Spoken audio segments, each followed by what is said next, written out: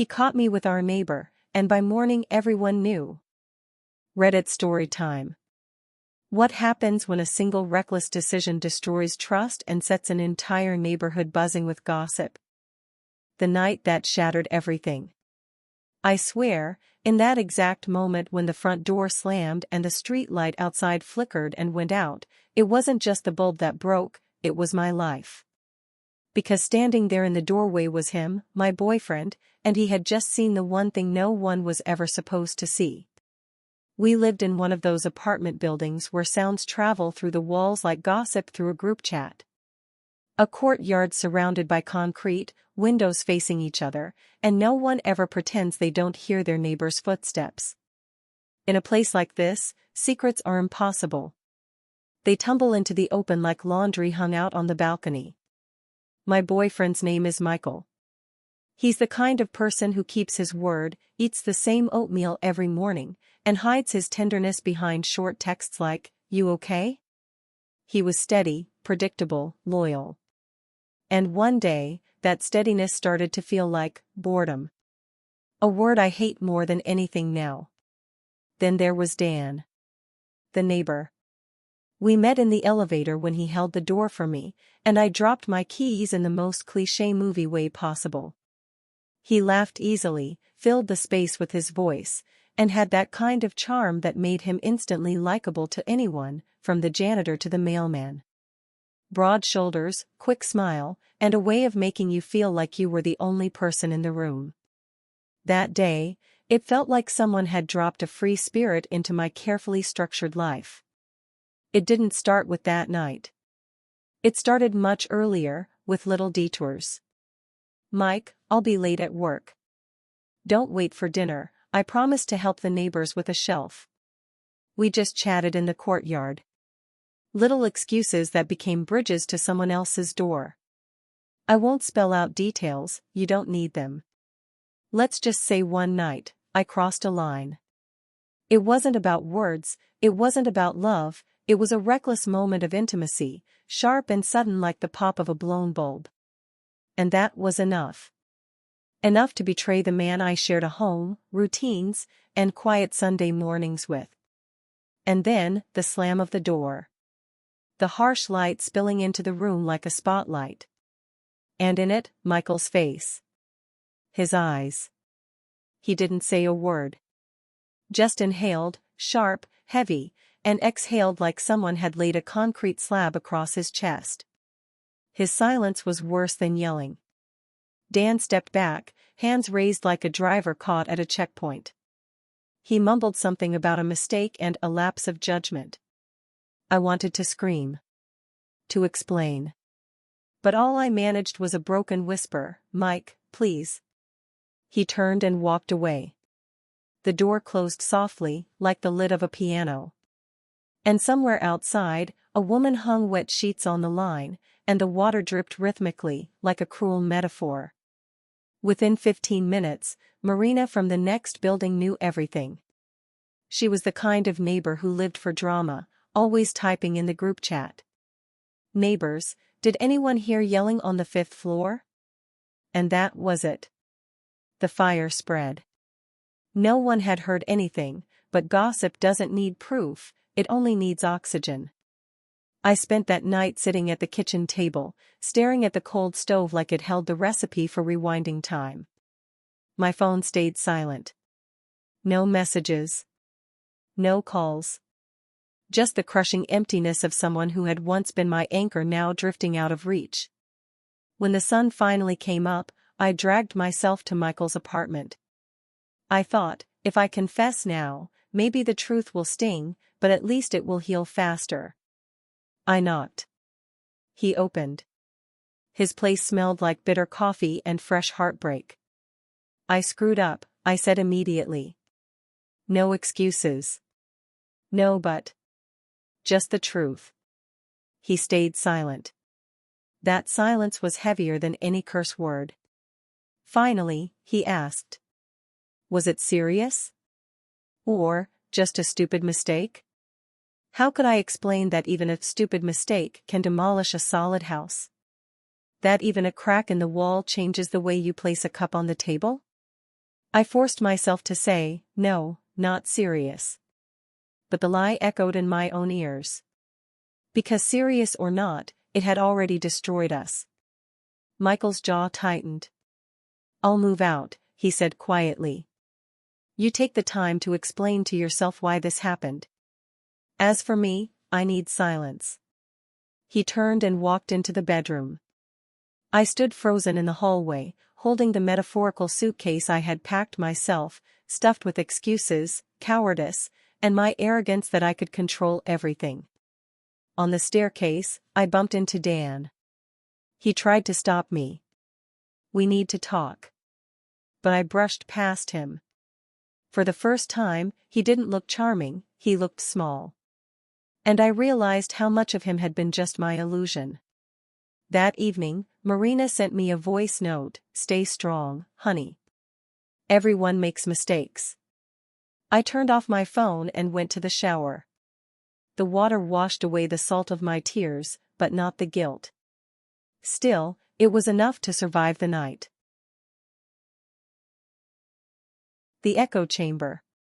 The weeks after the breakup felt like living in a well. You shout into the darkness, and the only thing you hear back is your own echo, convincing and cruel. I wrote Michael a letter, long, honest, stripped of excuses. The word sorry appeared so many times it turned meaningless, bloated like a sponge soaked in water. I never sent it. It sat in my drafts, glowing like a reminder of the iron I'd left plugged in. Meanwhile, life in our building kept buzzing. Whispers in the elevator, side glances in the courtyard. People adore stories they don't star in, it makes them feel safe. And I had become that girl from the 5th floor, an easy tale for strangers to shape. Dan disappeared for a couple of days, then reappeared on the bench outside, headphones in, acting casual. He nodded, "Hey, how's it going?" I wanted to answer, "Bad." Because how's it going is you and me and everything we wrecked. But I stayed silent. At work, I clung to tasks like subway handrails. My colleague, Kira, brought me tea one afternoon. She didn't dance around the subject like everyone else. "You need to stop living in the neighborhood chat," she said. "And stop feeding your guilt with empty promises." "What promises?" I asked. "You know, one more day and it'll hurt less, one more week and it'll fade." It doesn't fade. You have to live through it. And maybe not alone. That's how I ended up in therapy. The therapist didn't ask, "Who's to blame?" She asked, "Where's your responsibility, and what can you change?" I admitted things I'd never said aloud, that Dan's attention flattered me, that it made me feel alive in a way I confused with freedom. That I mistook stability for boredom, and passion for worth. I had run away instead of speaking up. And instead of asking for change, I created chaos. The therapist didn't scold me, she just nodded, like she was cataloging facts. Michael had moved in with a friend. His mugs vanished from our shelves like dust wiped away. The apartment felt too big, too filled with air. I kept the windows open, hoping the drafts would fill the space where he should have been. Sometimes he'd text short, clinical messages, picking up my books, coming by for the bike. Almost businesslike. We didn't talk. And the almost was worse than never. Eventually, I did meet Dan again. Otherwise, it would have been an open wound. We sat outside on the bench, where it had all begun. He said, "I didn't mean to ruin anything. It just got out of control. But there was something real between us." I listened, but I felt far away. Between us stood reality, and reality doesn't forgive poetic excuses. Real, I told him, is responsibility. Showing up where you're needed, not where you're tempted. And I didn't show up. He looked down and nodded. That was the end. No drama, no fireworks. Just the quiet sound of a curtain falling. A few days later, I sent Michael the letter. Not to win him back, but to be truthful. "I'm not excusing myself," I wrote. I lost what mattered most, and now I'm trying to understand why. I don't ask for forgiveness, only that you remember not just my mistake, but also the years we were a team. If you ever want to talk, I'll be ready with honesty, not half-truths. The reply came late at night, thanks for the letter. I need time. I'm angry. And I miss the version of us that watched shows under a blanket. If you're really working on yourself, keep going. Not for me. For you. I cried. Not from hope, but from relief. For the first time in weeks, a ray of clarity broke through. The neighborhood, meanwhile, found new drama to chew on. Someone parked in the wrong spot. Someone hung laundry on the shared railing. Someone left the trash chute open again. The spotlight moved, and I was free. I started avoiding the bench where Dan usually sat. Not out of fear of temptation, but because I had chosen a different path, one where silence healed, instead of provoking. The therapist gave me an exercise: each day, make one small choice that reflects your values. So I started putting my phone away before bed. Calling my grandmother more often. Saying no to my impulses the way you say it to a spoiled child. One evening, I came home and realized something had shifted. The apartment no longer felt empty or suffocating. It felt calm. Silence wasn't punishment anymore. It was a room I could breathe in. That's when I gathered the courage to text Michael. Can we meet? Not to ask you back. Just to talk about how to live with this, together, apart, honestly. And for the first time, I didn't feel desperate when I hit send. I felt steady. The long way back, or forward. We met at a small cafe where the barista knows all the regulars' names and insists on drawing hearts in the foam, even if you order your coffee black. Michael arrived on time, as always. I was 2 minutes late, as always. We both smiled at the irony. I don't want to bring back the past, he began. I want to make sure the future doesn't repeat its mistakes. Even if that future doesn't include us together.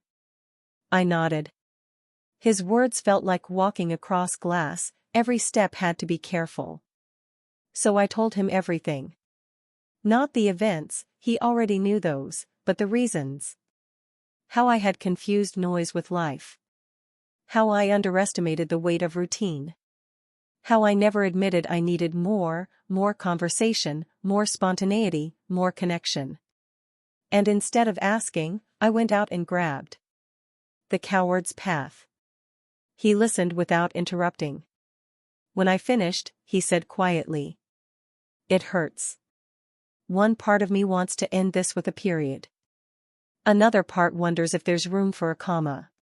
Not for a fairy tale of second chances, but out of respect for what we were. But a comma only works if both people write it. I took a breath. I'm ready to work. But I don't have the right to expect the same from you. Your no would be just as valid as your yes. We agreed on 3 months. No labels. Just weekly conversations, without accusations, without pressure, without pretending. I stayed in therapy.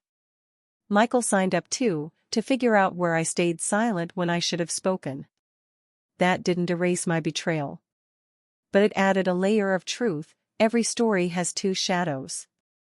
Meanwhile, the neighborhood theater finally closed its play.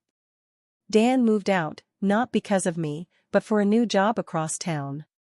Marina from the group chat shifted her focus to water tariffs. The circus moved on, and the silence was a relief. On one of our weekly talks, Michael and I walked by the river. Snow dusted the steps like powdered sugar. He stopped and said, I don't know if I'll ever trust you the way I did before. But I want to try trusting myself again, with you nearby. Trust my ability to see, to speak up, to walk away if I must. That makes me calmer. I looked him in the eye. I'm not asking for old trust. I'm asking for the chance to build new trust. And if it doesn't work, I'll accept it. 3 months later, we sat in the same cafe, hearts on the foam again, and drew the line. Not a cinematic one. An adult one. "I see how you've changed," he said. And I feel like that choking weight in my chest isn't there anymore. I'm ready to come back, slowly. With rules, shared therapy, transparency, clear boundaries. And we'll move to a new place. No ghosts. I cried. Not from joy. From gratitude. Because this wasn't stolen hope, it was earned through work. And if he'd chosen to leave, that would have been just as honest. Honesty was the only currency left after betrayal. We rented a small apartment a few blocks away. At first, even placing 2 toothbrushes on the same shelf felt too daring. But we made rules: talk when things felt dull. Create little adventures. Stop mistaking silence for stagnation. Put phones down at dinner. Small things.